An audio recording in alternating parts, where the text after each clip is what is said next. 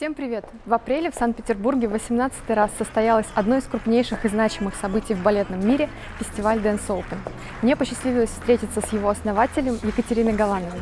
Это интервью мы записали накануне гала-концерта, фрагменты которого вы увидите во второй части видео.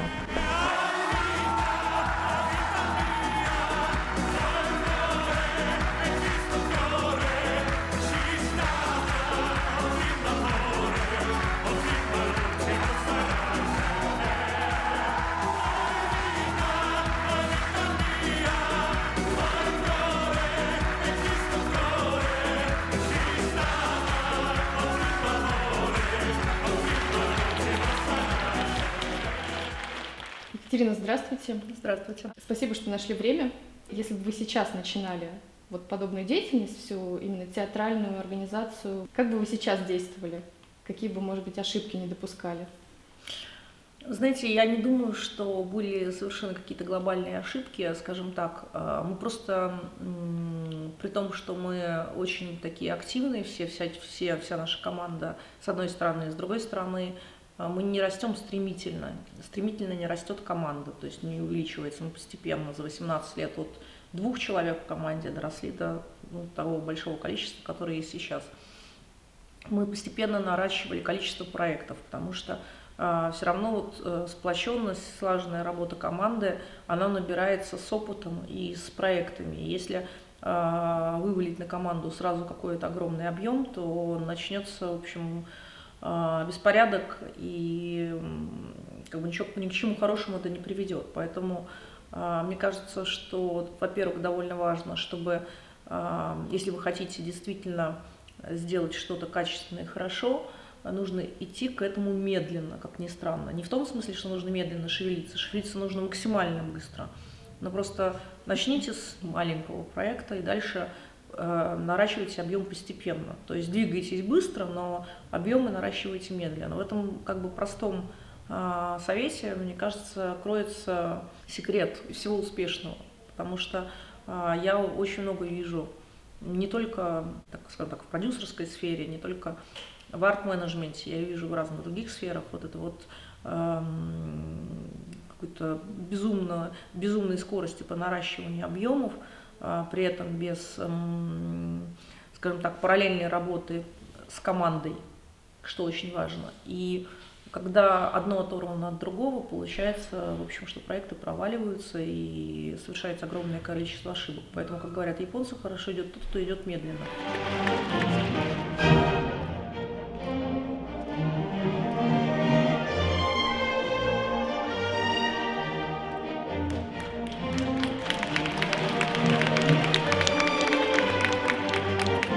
Правильное какое-то планирование.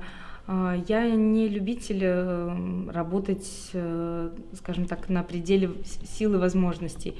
Это свойственно нашей профессии. Мы танцуем, на следующий день куда-то улетаем, возвращаемся и снова танцуем. Конечно, в таком графике найти время для полноценного общения с семьей очень сложно. Я стараюсь просто адекватнее сейчас выстраивать свой график. То есть выступления, потом есть какой-то период для подготовки и гастроли. Стараюсь не соглашаться на длительные гастроли, потому что довольно сложно находиться где-то долгое время. И потом все-таки я не первый год работаю в балете, и за свои, уже даже сейчас не скажу вам, сколько лет я танцую, но много. Мне 35 лет, и, в общем-то, я все в жизни уже видела и все сделала, я имею в виду, что касается своей профессии. Поэтому у меня нет цели гнаться за какими-то недосягаемыми вершинами, высотами. Столько всего станцовано, столько театров, столько площадок были уже в моей жизни. Поэтому я просто делаю то, что дает мне жизнь делать. И не стараюсь прыгнуть выше своих возможностей. И поэтому в этом всем находится время для своих детей. Это самое главное.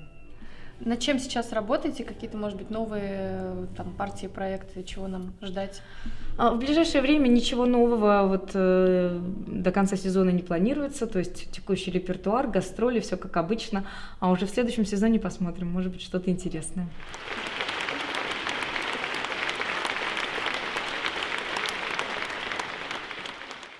Вообще я мечтаю об этом ежегодно, вывести на сцену всю нашу команду. Это по поводу того, как удалось. Это огромное количество людей, которые ежедневно, иногда круглосуточно работают целый год для того, чтобы 2 недели этого праздника состоялись, но, как оказалось, и даже часть команды сюда вывести невозможно, потому что они все на своих постах, все делают свою работу, если хоть кого-то выдернуть, то гала-концерт не состоится. Поэтому я, как самый бесполезный член нашей команды и свободный, пользуясь случаем, хотела сказать, что у нас лучшие ребята в Dance Open, и спасибо им огромное. Здравствуйте, здравствуйте, Баски. Привет. Давайте сейчас вы разметите сцену. Вы сначала в музыке? В пучке и в джинсах я сижу всегда, все 18 лет, потому что, например, на гала-концерт я ночью участвую в прописи света, то есть ночью пишется накануне. Потом я участвую в генеральной репетиции, где я там довольно много всего делаю, тоже собственноручно, и никому не могу это доверить, но мне, правда, эта работа нравится. И за полчаса до начала гала-концерта пытаться перелезть в платье и как-то привести себя в порядок, это ежегодные американские горки такие, аттракционы. А куда вы уходите? Не уходите, мы вместе. Как в том фильме «Вместе полетим». Я правильно понимаю, что помимо фестиваля есть еще ивент-агентство? Да, безусловно. Балетная тема, она может быть самоокупаемой, самодостаточной, или это все-таки история, в которую надо вкладывать, и это что-то такое? Если мы говорим о том, что это «Лебединые озера» для туристов в исполнении низкопробной труппы и продажи их туристам, бедным, несчастным за безумные деньги, это то, что мы видим каждое лето в нашем городе. Дело в том, что иностранные туристы, приезжая в наш город, получают в праздничном наборе билет на Swan Lake. И доверчиво предполагает, что это тот самый Swan Lake, о котором пишет весь мир, русское Лебединое озеро, да, который необходимо посетить. Значит, под видом качественного товара им втюхивают, простите, не могу другого слова подобрать, вот это безобразие, и это существует повсеместно. И это такого уровня качества, которого не может вообще в нашем городе, не может это происходить. Но происходит. Вот в этом смысле это прямо бизнес-бизнес, и который эксплуатирует на сегодняшний момент нашу историю балетную, историю нашего города самым безобразным и скотским образом. И эту историю просто спускает в унитаз, потому что из-за вот этих вот чудовищного уровня Лебединых озер, которые мы видим ежедневно летом, когда начинается навигация, имидж нашего города, как балетной столицы, то, на что работает наш фестиваль, и имидж нашей страны, который славится своим, помимо других достижений, еще и балетом, дискредитируется на 100%. И это, мне кажется, нужно на каком-то государственном уровне это решать, потому что то, что происходит, это за гранью добра и зла. Я вот просто со многими людьми общалась на эту тему, и все равно все приходит по большому счету к деньгам. Если мы говорим, что там нужен качественный спектакль, это определенное финансирование. Да, к сожалению, да. То есть, я просто пытаюсь понять, это утопия абсолютная, что можно это делать самостоятельно, или там имея только крепкую бизнес какую-то подушку? Но опять же, да, на что вы рассчитываете, но просто во всем мире искусство, в том числе искусство балет, поддерживаемо разными институциями. То есть в одних странах это частные спонсоры, которые освобождают, у них есть как бы освобождение от некоторого количества налогов, им это очень выгодно, и они спонсируют искусство, вкладывают в искусство, получают приоритеты по оплате налогов в своем бизнесе. Где-то это государство, где-то это по-разному. Но так или иначе, балет – это дорогая история, опера, кстати, тоже. Это дорогая история, она не может быть самоокупаться, к сожалению.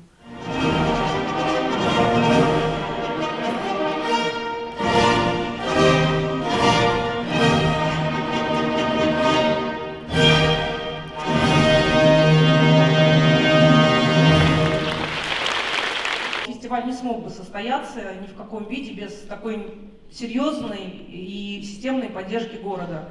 Я хотела бы сказать огромное спасибо за конструктивный диалог, за то, что у нас есть возможность из года в год увеличивать и улучшать наш фестиваль, руководствуясь прежде всего художественными смыслами и аргументами. И это большое счастье для организаторов и продюсеров, потому что мы можем творить и привозить в Санкт-Петербург самое лучшее. Я хотела сказать, что я обещаю и далее работать и улучшать наш фестиваль из года в год, и работать для того, чтобы имидж нашего города, нашего балетного города, он оставался по-прежнему вот таким, каким он был многие долгие столетия.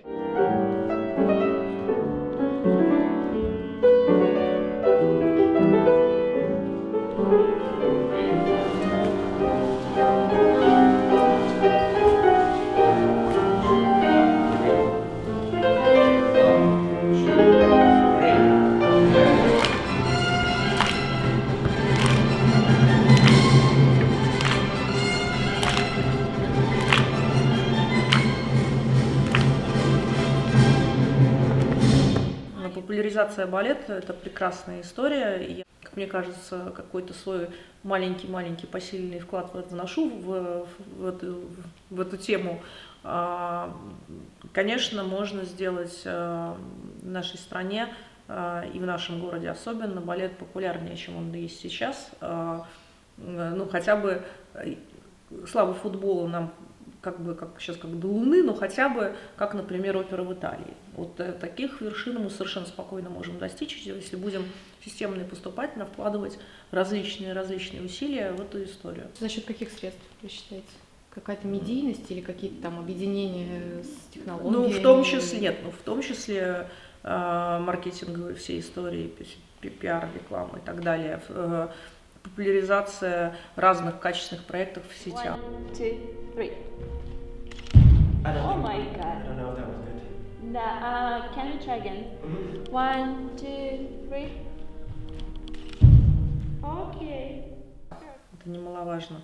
Вообще, в принципе, вот мы привозим ежегодно 2 недели самого качественного, что мы можем найти по всему миру.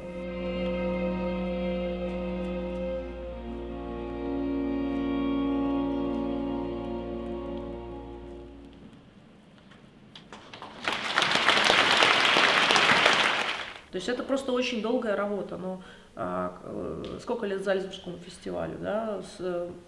Сколько лет Эдинбургскому фестивалю после 1945 года, после Второй мировой войны. Фестивали, имеющие всемирную славу, имеют длинную историю. Нам 18 лет, нам кажется, что это много, но на самом деле мы младенцы с точки зрения, например, Зальцбурга. Нам 18 лет, мы совершеннолетние. Это... Видно. Это комплимент, да? И это, конечно, наполняет нас особой гордостью, но и возлагает на нас огромную ответственность. Ну, вот про самое начало расскажите, когда вы, получается, закончили карьеру в Мариинке. Да. И вот с чего это вообще родилась идея?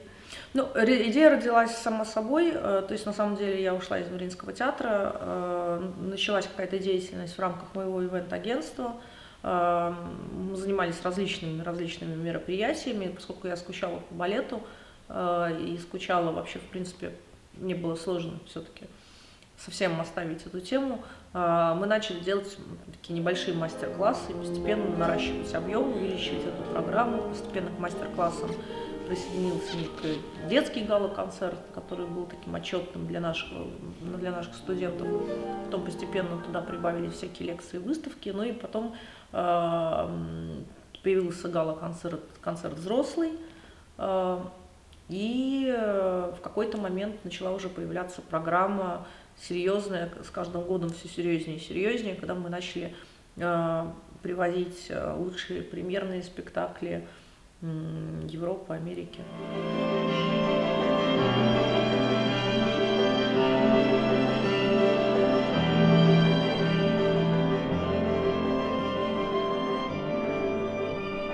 У вас же еще отец организовал первую кафедру театрального менеджмента, правильно? Да, в России. Вот Да. это тоже, видимо, повлияло, да? Папа ушел из жизни, когда мне было 4,5 года, поэтому я плохо его помню, но, естественно, отношусь с большим уважением и к тому, что он делал, и понимаю всю огромную ответственность, которая на мне лежит,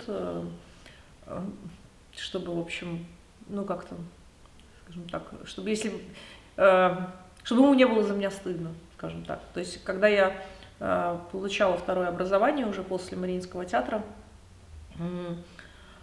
у меня была дилемма, я могла пойти в ГИТМИК, то есть это то место, где преподавал отец, или в гуманитарный университет профсоюзов, где тоже была кафедра театра арт-менеджмента, социально-культурной деятельности, тогда это, по-моему, так называлось. И, конечно, нужно было идти на улицу Маховую и там учиться, но я подумала, что там преподают папины друзья, папины ученики, ну что есть правда, и что я не чувствую, что я могу, я, в общем, могу подвести отца. Была в моей голове такая мысль. И я поэтому пошла учиться в гуманитарный университет профсоюзов. И каково же было мое удивление, когда я, придя на первый какой-то урок, по-моему, то есть не по-моему, это философия была, столкнулась там, собственно говоря, с папиным другом, господином Праздниковым, Георгием Праздниковым, который, проходя мимо меня, очень удивленно сказал, что ты тут делаешь.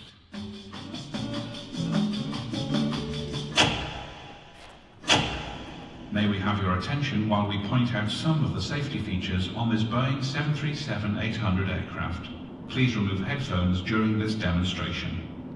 There are 8 emergency exits, each marked with a red exit sign. В самом начале вам приходилось какой-то преодолевать, может быть, скепсис или какое-то сопротивление среды, когда если вы заявляете, что мы тут делаем стремимся сделать самый Я не крупный заявляла, фестиваль? я совершенно не заявляла, что мы собираемся делать крупный фестиваль или что мы его делаем. Я так никогда не заявляла, я просто тихо делала свое дело. Знаете, как в дурацких американских фильмах говорят, я просто делаю свою работу. Вот мы просто делали свою работу и все, и шли вперед. Переставляли ноги в направлении цели, абсолютно без всякого пафоса. Мне очень приятно, что сейчас критики пишут о том, что это крупнейший фестиваль балетный в России и так далее, и так далее. Очень приятно. Это, безусловно, как бы нам придает дополнительные силы, наполняет нас гордостью, накладывает на нас дополнительную ответственность.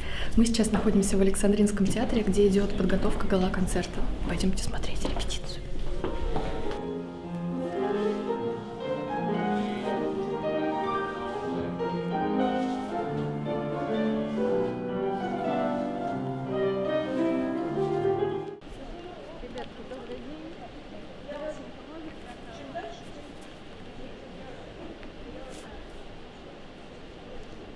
Мой второй приезд на Dance Open. Первый раз был, скажем так, достаточно быстрый и экстремальный, как и все, как и многие мои вводы в спектакль. Поэтому, да, так получилось, что по различным стечениям обстоятельств не смог приехать артист. Но вот меня попросили выручить, и я приехал вместе с Катериной Кирсановой. Ну вот на Dance Open чисто случайно, но уехал не с пустыми руками, и в тот приезд мы получили приз как лучший дуэт. Ну вот. Поэтому это было очень приятно. Ну и вот сейчас организатор фестиваля Екатерина Галанова пригласила повторно приехать на этот большой фестиваль. Сегодня что танцуете?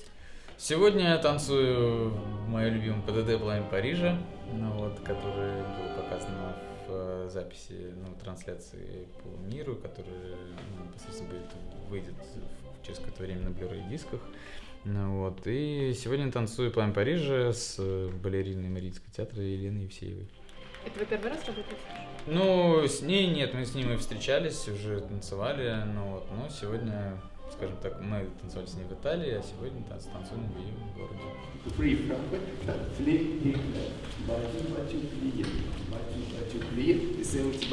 Forward, side, back, side, flick, flap, free, frappe, батю, plié, батю, plié, и 70 батман, па-па-па-па-па-па.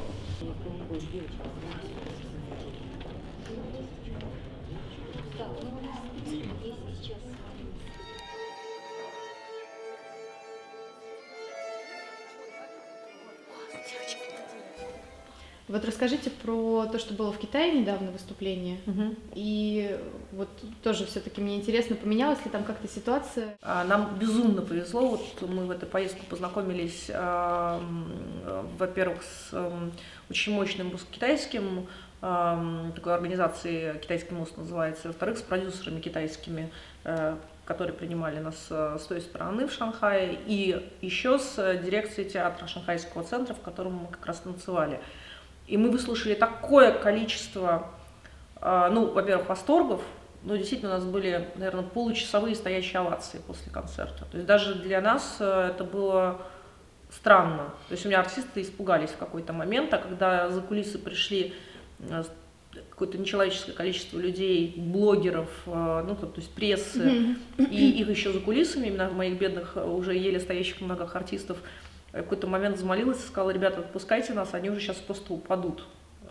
Вот. То есть успех был грандиозный, с одной стороны. С другой стороны, нам вот эти вот китайские наши коллеги рассказывали как раз, это был плач Ярославны практически, о том, что наводнился Китай в какой-то момент чем-то чудовищным, какими-то русскими подделками, опять несчастный Swan Lake, который им возят в самом низком качестве. И уже в какой-то момент начал происходить перелом, когда, ну вот, можно использовать вот это вот доверие, которое зритель тебе выдает, какое-то время, потом это доверие заканчивается. И дальше мы привозим хороший продукт, высочайшего качества. Это были солисты, лучшие солисты театров Санкт-Петербурга. И, скажем так, а китайцы, они даже не ожидали этого. То есть у них было такое необыкновенное удивление, что к ним приехало не вот это вот, а что-то необыкновенное. И теперь у нас есть возможность ежегодно, собственно говоря, привозить что-то в Китай.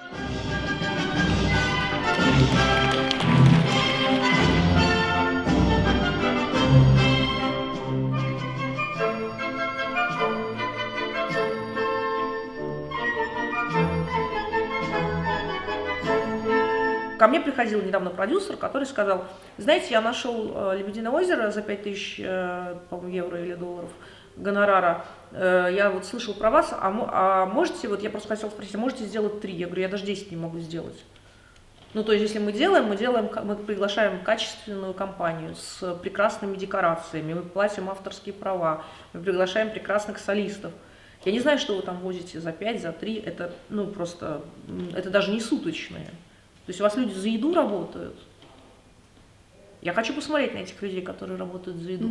Я посмотрела. Это не артисты балета. При всем уважении. Это не декорации, это не костюмы, это подбор. Ну вот и так далее. Поэтому, еще раз говорю, спрос рождает предложение. В нашем арт-бизнесе, если можно это назвать таким словом, обман это очень легкое дело. Обман зрителя очень легкое дело.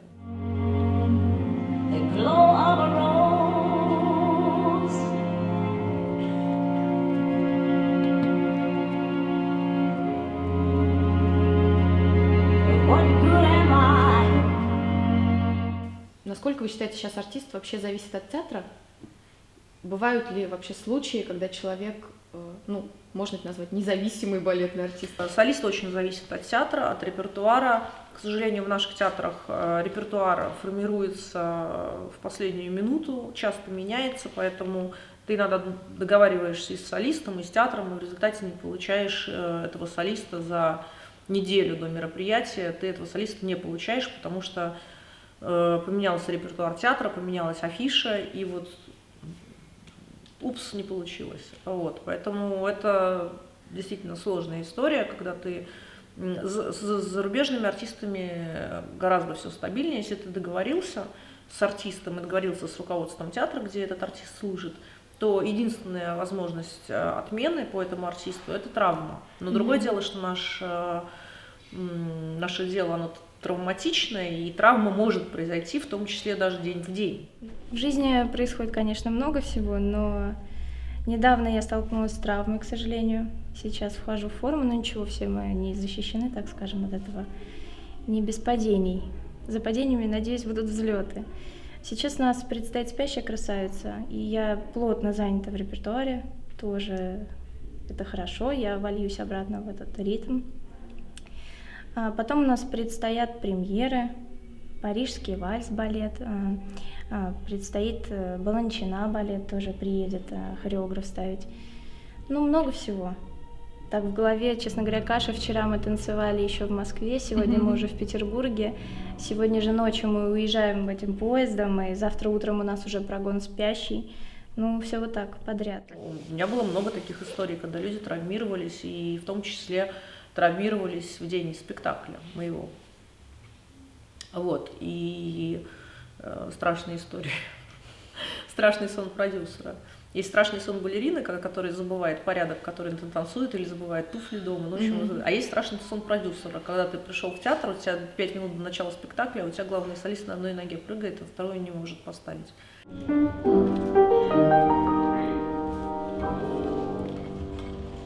меня есть несколько солистов, из тех, с кем я работаю постоянно, кто служит, например, в 2 или в 3 театрах. Но у них есть расписание на год, и как раз с ними работать легче, чем с людьми, которые работают в одном театре и как раз не имеют этого расписания на год.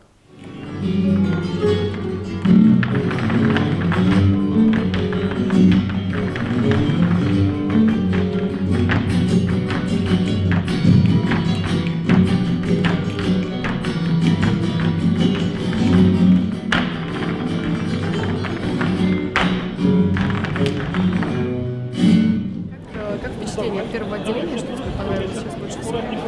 Ну, я не могу сказать, что мне понравилось больше всего, потому что, ну, в первую очередь, это огромная, чудесная возможность для нас, петербуржцев, увидеть звезд балета, увидеть разные хореографии. Мне кажется, особенно для нас, балетных, я вижу здесь много знакомых из театра, и не из театра, вижу многих наших балетных зрителей, которые часто ходят в Мариинский театр.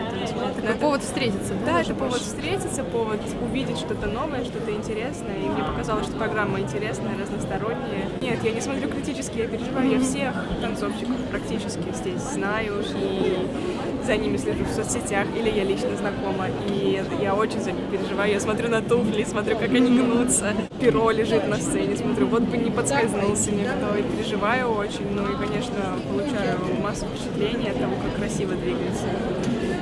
Все понравилось, больше всего трудно выделить, потому что, ну, такая богатая палитра, без которой, наверное, сейчас не может существовать мир танца.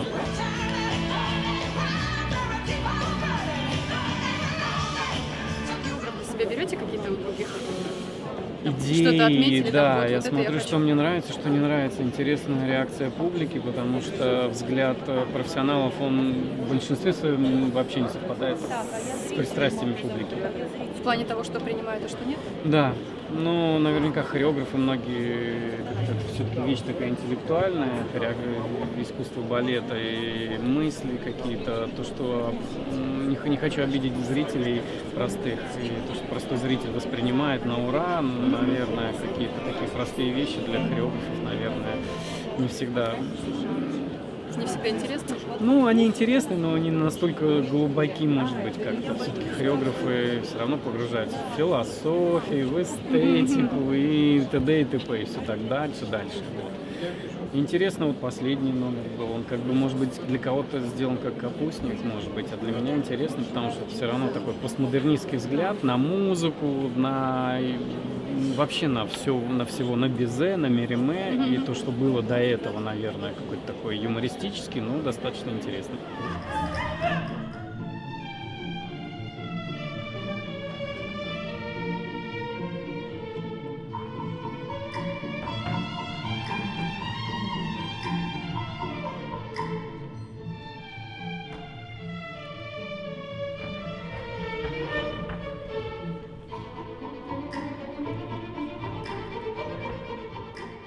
Какие основные навыки пришлось освоить вот после балетной истории, вот переходя в организацию? Чему пришлось научиться и что вот самое важное, на ваш взгляд, чем надо обладать, чтобы этим заниматься? Наверное, во-первых, железные нервы и холодная голова, потому что мне казалось, что уж какие нервы должны быть у артиста балета, который выходит на сцену, ну, железные, канаты и холодная голова. Но если мы говорим о моей сегодняшней профессии, это профессия для человека, который может переваривать любой уровень стресса.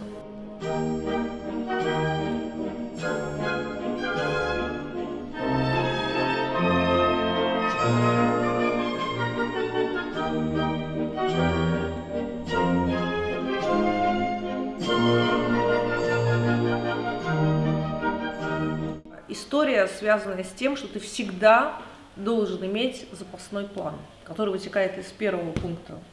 То есть в нашем деле может случиться все. Могут забастовать авиакомпании, все не прилетели артисты, или по каким-то погодным условиям. Артисты могут сломаться. Артисты могут поссориться друг с другом и в какой-то момент сказать, что они не будут друг с другом танцевать. Артист забыл костюм. Это моя любимая история. Она у меня случается каждый раз. Артист забыл костюм. Мы в Китае, артист забыл костюм. Бизнес-лаунж в Шереметьево. 2 костюма. Концерт завтра. Мы в Китае. Ну вот, добро пожаловать. И в этом смысле всегда должен быть план Б по любому пункту. То есть ты должен понимать, что может случиться, максимально предотвратить эту историю. И если у тебя не будет в твоем арсенале вот этого запасного выхода, а лучше 2-3 запасных выходов, то все, бизнес закончился.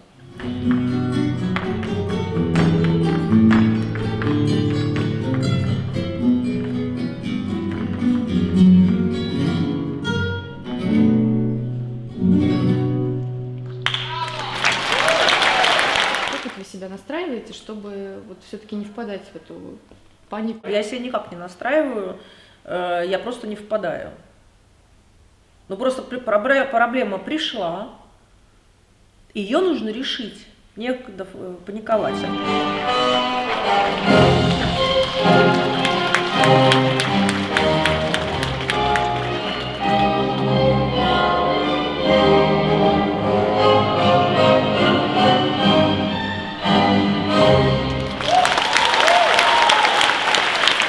Завтра гала-концерт, конец, да, этого фестиваля. Finally. Да. Как настроение вообще сейчас? Уже какое-то Нет, это самое главное. Нет, никакого успокоения нет. Это самый главный, самый волнительный для меня день, который начался сегодня. Дальше я ночью, как я уже говорила, пишу свет с ребятами, ухожу где-то в 6 утра. Дальше возвращаюсь в 10 утра, то есть через 4 часа где-то, и уже не выхожу из театра совсем до самого концерта, потому что генеральные репетиции и так далее, все настройки. Особое волнение в этом году связано с тем, что у нас огромное количество в разных номерах кардебалета и много солистов.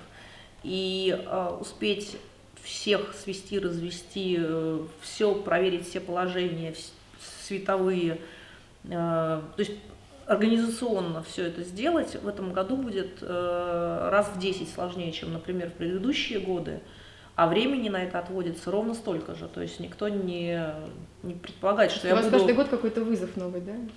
В плане программы. Да я не хотела бы вызова в этом году, но так исторически сложилось, что вот придумалась такая программа. Вот она такая придумалась. И мы в этом смысле...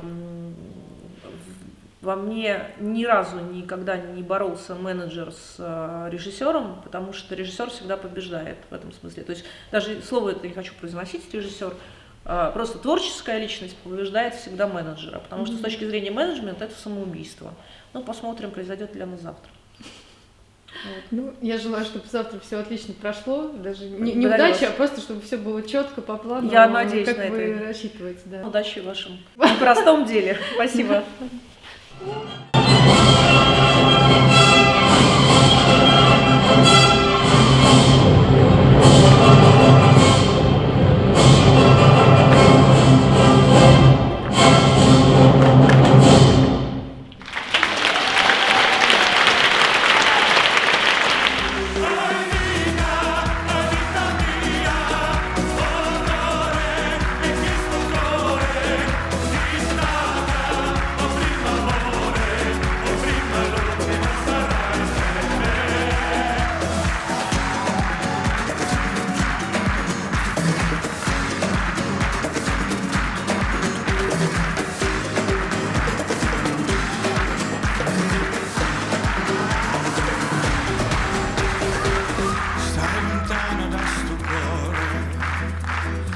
Niente volo col pensiero, niente voglio, niente spero, catenate sempre a fianco a me.